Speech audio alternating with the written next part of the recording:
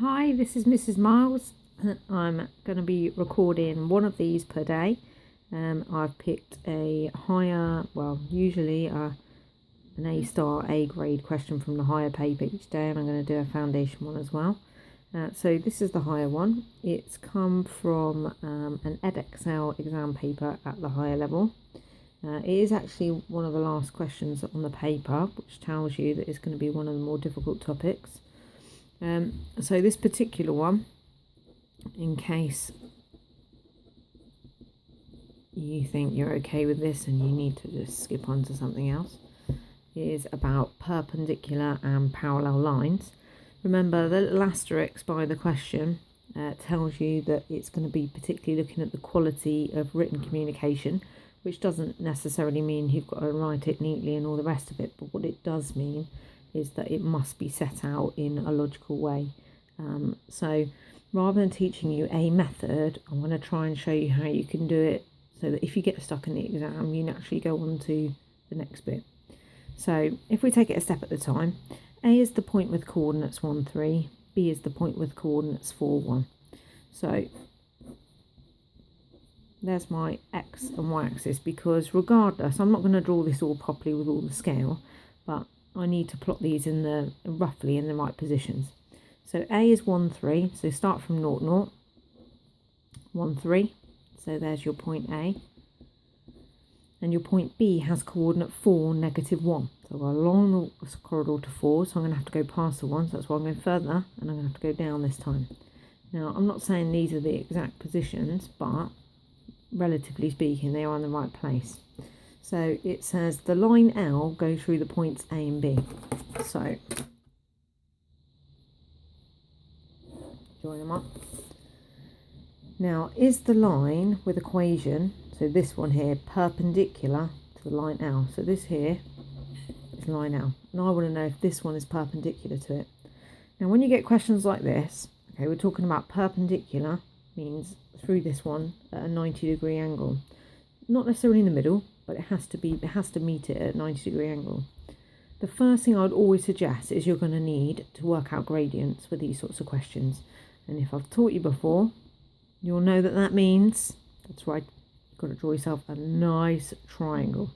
So this is my nice triangle. Now, it's the only triangle because I don't know any points on this line. So the only way I can draw my triangle is using the 2 points that I know. So remember, the formula for gradient is V over H. V points down is how I remember it. So your V standing for vertical change over your horizontal change. So this bit here is your vertical change. Now vertically, we go from 3, so there's my vertical, that's my up the stairs bit, from 3 down to negative 1.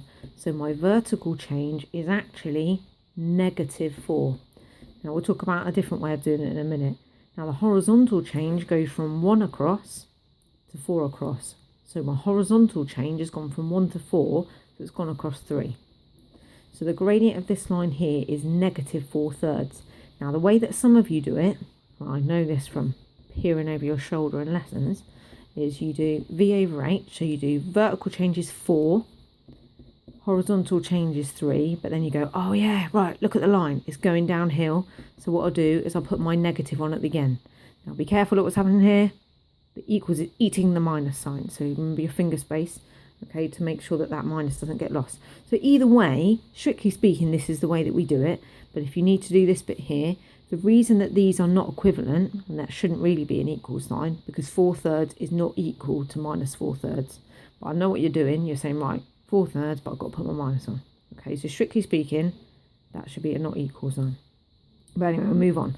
So I know this gradient here has a gradient of, or this line, sorry, has a gradient of negative 4/3. Now the fact that you need to know is when we've got a line and a line perpendicular to it, their gradients multiply together to give negative 1. So if we write that in A-level language, we write that. Okay, remember in algebra, time sign missing. So this means the gradient of line 1 times by the gradient of line 2 always multiplies to give negative 1. And if you draw the line with a gradient of 2 and one with negative 1/2, you'll see that straight away. But this is just a game revision, so I'm not going to go into that too much now. Now, if I've taught you before, you'll know the saying is, if in doubt, sub it in. So I have a gradient, so I'm going to sub in that gradient. So I'm going to have negative 4/3 times by the gradient of the second line is negative 1. So to find this gradient here, I need to cover it up. To get rid of that times by negative 4/3, I divide by it. Now some of you will spot this in a minute, but if this is non-calc, sorry, which I meant to say at the beginning, it is, write it out forehand if you don't know what you've got to do. If you don't know the cheaty way, as I would call it. So you're dividing a fraction, so we stick with the first number, stays there. When we're dividing a fraction, we times, and then the second one flips. So minus 4/3 flips to become 3 over negative 4. We'll talk about this bit in a minute. Now, when you're timesing fractions, we times the tops times the bottoms. This one here, you'll notice, doesn't have a bottom, but that's okay. Because we can say, it's so lonely.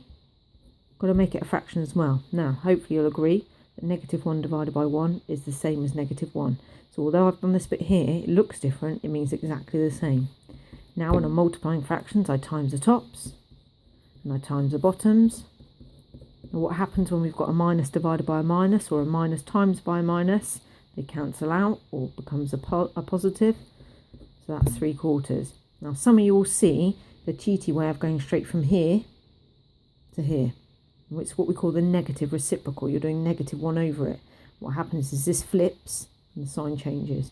Okay, so it's gone from negative 4/3 to 3/4. But if you learn it properly, because you might be tested on multiplying and dividing fractions anyway, this is how you do it. Okay, so what we know is the gradient of this one is negative 4/3. The one perpendicular to it is 3/4, so a positive gradient. And that makes sense because perpendicular will mean going this way. And this line has a positive gradient because it's going uphill. Now, if we go back to this question, whenever you get stuck and you think, what have I got to do next? We'll go back to the question and think, right, I've used this, used this, used this. Now, this bit here I haven't used. Is the line with equation 2y equals 3x minus 4 perpendicular to this? So basically what we're finding out is the gradient of this line 3/4? If it is, then it's perpendicular to it. Now, most of you go, I know what gradient is. Yep, it's the number in front of the x. Partly, okay? It's the number in front of the x when it's in the form y equals mx plus c. So when we have a straight line graph, y equals mx plus c, this is the gradient.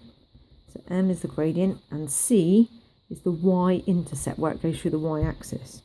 Now we don't need to worry about y-intercept, okay? What we're talking about now is it perpendicular to it. Therefore, do these gradients multiply to give negative 1? So we can find the gradient of this one. So we've got 2y equals 3x minus 4. Now the gradient of this one, remember, is not 3 because it's not starting with y equals, it's starting with 2y equals. So if we want it in that form y equals, we've got to halve this bit, we've got to halve this bit, we've got to halve this bit. So we halve this, we get y. Halve this, we get 3x over 2 or 3 over 2x minus 4 divided by 2 is 2. So the gradient of this line here, the gradient for 2y equals 3x minus 4 is 3 over 2. So this one here is not perpendicular to this one because 3 over 2 is not the same as 3 over 4. Now, there is an alternative way that you could do it, which is you could have started off by finding the gradient of this one straight away. So you could have gone, right, the gradient of this line is 3 over 2. You could have found the gradient of this one. You'd have had to have done that either way. Found it's that. And then you could have multiplied that 3 over 2 by that and shown it wasn't negative 1. But bearing in mind the way that I've taught, because this is primarily for my year 11 that I've sadly left behind, bearing in mind the way I've taught you previously, that's why I've done it this way. And this is the way that you'll need if it says find the equation of the line perpendicular to blah blah blah. So that's why I've taken you through this way. So do not forget to answer the question, which is the line perpendicular to it? You say no, because the gradient of the line is not what you said it should be, 3/4. I hope that makes sense. Have a little practice. Have a look if you type into any search engine gradient of perpendicular lines, or if you go through the Edexcel website into past papers and flick through and find one. I've deliberately not said the year because you may get it as a mock or something, and I'd hate to be giving you the answers before your mock, as you know. But if you tune in again, I'm going to be posting again tomorrow another difficult question. But I hope that you're all being good and revising, and I hope you tune in for the next one. Take care. Bye bye.